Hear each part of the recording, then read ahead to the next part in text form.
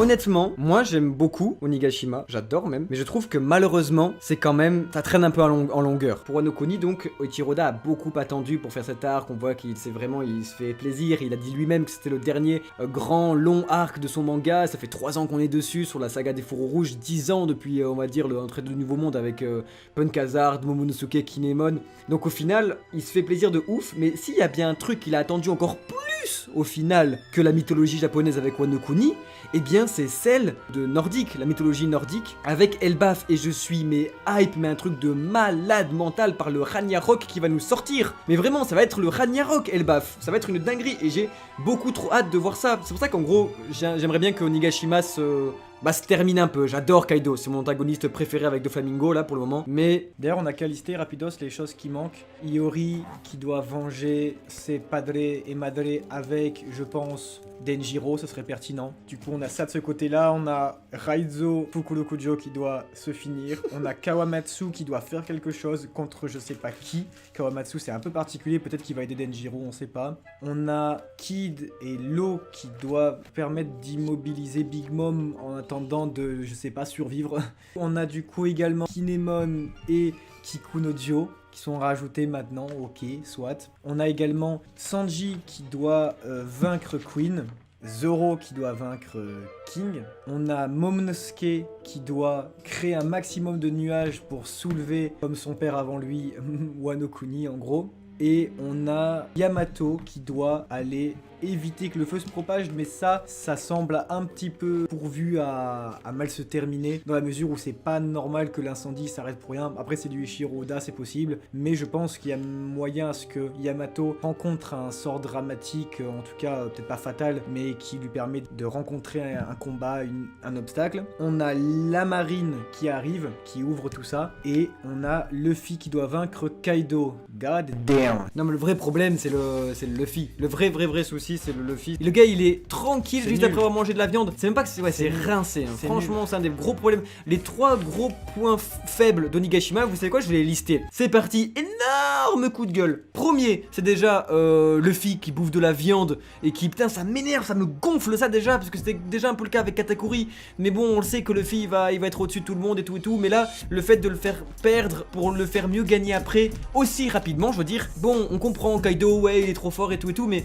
je comprends pas comment c'est possible que ça marche autant ça en 2021 de faire un personnage principal et perdre et juste aller mieux 3 chapitres après parce qu'il a mangé de la barbaque. Enfin c'est vraiment nul, c'est vraiment rincé, ça aide pas je trouve à l'écriture de Luffy parce que moi ça le rend pas plus attachant ni plus impressionnant. C'est pourri. Donc voilà, c'est vraiment, je trouve ça trop cringe, je trouve que ça marche pas parce que ça marche que pour Luffy. Donc en fait ça ruine l'écriture et les efforts d'Eiichiro Oda parce que si en face c'était ça pour Kaido, bah à ce moment-là Kaido il est à terre, il mange de la viande et on est reparti et ainsi de suite et tout. C'est voilà. Second point faible que quand même on n'y pense pas assez, mais c'est le remède miracle de Zoro, enfin le remède miracle Minx qui est donné à Zoro pour qu'il aille mieux et tout. Ça aussi c'est rincé. Mais qu'est-ce qui se passe? Je veux dire c'est totalement éclaté. Là d'arriver à un point où Zoro il donne tout ce qu'il a et tout et au final il est juste sauvé par ah bon vous aviez ça? Mais fallait le donner à Zo. Bah ouais fallait le donner à Zo. Vous saviez quand ils étaient tous en train de crever parce que Jack il vous avait tous empoisonné, ils seraient laissés tous morts comme ça. Ah bah non désolé on préfère mourir que de se soigner via un remède miracle qu'on a...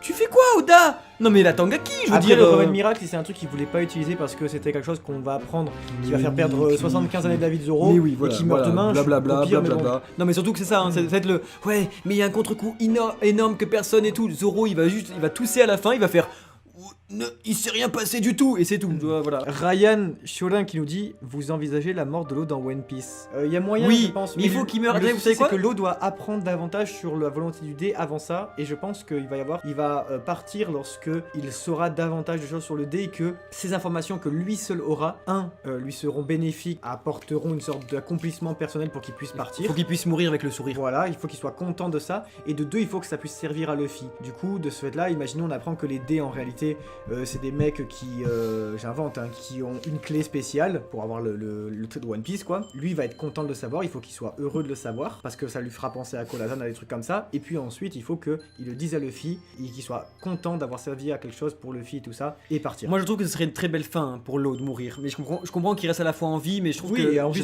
j'adore, c'est bizarre à dire, mais j'adorerais qu'il meure parce que je trouve que ce serait magnifique d'arriver à un point, il serait encore plus adoré, il rentrerait dans la légende ce perso, parce qu'il y a toujours l'opération de jouvence, vous savez, on se dit ben... Le dernier, je sais pas si vous vous rappelez, mais c'est un truc de fou malade au final, c'est le mot de Marco, qui n'a aucun sens, mais quand je vous dis aucun sens, c'est que je me demande même si Oda il prévoit pas encore un truc là-dessus tellement c'est pété. Je vous mets le contexte. Marco, chapitre 909, île du Sphinx. Nekomamushi va rendre visite à Marco le frérot pour lui demander de rejoindre la bataille de Onigashima auprès de l'alliance pirate Minx Ninja, je sais pas trop quoi, pour vaincre la grosse bête avec des cornes là. Et en fait, Marco il dit à Nekomamushi, non, je ne peux pas. Mais par contre, j'ai quelque chose de très important à dire à Luffy, et donc je te donne le mot pour que tu puisses le transmettre. C'est ça le contexte. Donc à partir de là, on avait un truc super hype.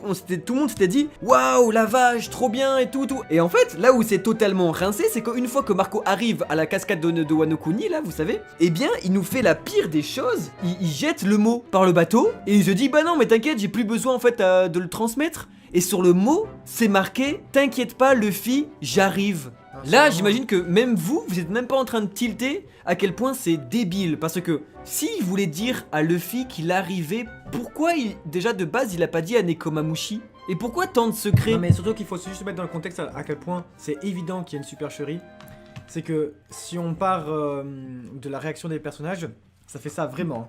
En 2 secondes, ça fait ça. Tellement c'est gênant d'écriture. Tiens, Nekomamushi, il faut absolument que tu dises un truc à Luffy, d'accord? Je peux pas te le dire, faut que je l'écrive. 2 secondes, hein. J'arrive. Tiens, Nekomamushi, tu peux donner ça? Nekomamushi prend le mot. J'arrive. Non mais c'est débile, je veux dire, c'est quoi? Parce que, ok, il pouvait pas venir à cause de Weeble. Ça n'a aucun sens. Moi, d'accord, ça n'a tellement... Voilà, il dit en plus, j'aurai du retard. Mais c'est stratosphérique parce que l'essence même de faire transmettre le message à quelqu'un d'autre, c'est pour lui dire qu'il a du retard. C'est hallucinant. Non mais ça veut rien dire. Et du coup, pour ça, c'est évident pour moi. Oda avait prévu quelque chose qu'il n'a pas réussi à le caler dans son emploi du temps et sur le très long terme. Et que de ce fait, comme c'était ce qu'on appelle un plot hole, quelque chose à un bout d'intrigue à compléter, c'est nécessaire parce qu'il y a le mot qui existe. Il fallait le mettre rapidement. Je pense qu'il a voulu faire quelque chose. Et en plus, on sent qu'il s'en débarrasse. On sent qu'il vraiment, littéralement, quoi. Il fait hop là.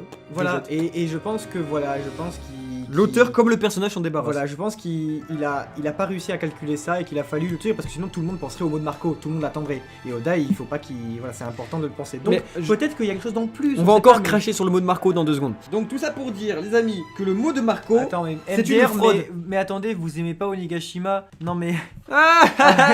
Non mais en fait, si tu viens de nous rejoindre, on était en train tout simplement de parler des 3 failles d'Onigashima, des 3 déceptions. Non, là on fait exprès de parler mal d'Onigashima, de tout ce qu'il dit. On essaye, c'est un exercice. C'est un exercice, mais non, si tu veux tout savoir, Onigashima c'est formidable, je trouve. Très très bien. Un chaos qui est bien exécuté, mais cependant c'est un exercice qui, je crois, ne m'intéresse pas tant que ça. Par exemple, une guerre plus rangée comme Marineford, c'était quand même très séduisant, et je dirais que le chaos d'Onigashima permet beaucoup de choses d'un point de vue de création pour Eiichiro Oda, et c'est formidable, surtout dans l'idée d'être cohérent toujours. Mais du coup, c'est quelque chose qui est très difficile à lire semaine par semaine. C'est très très difficile.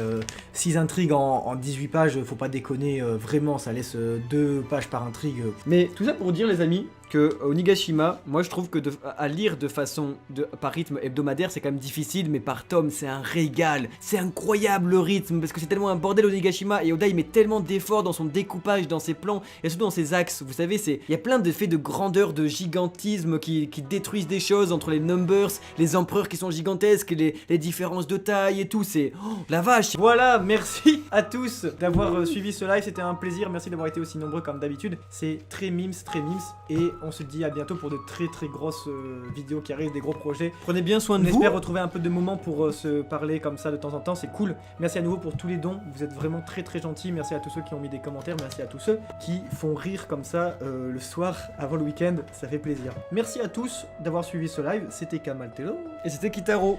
Jana. Ciao.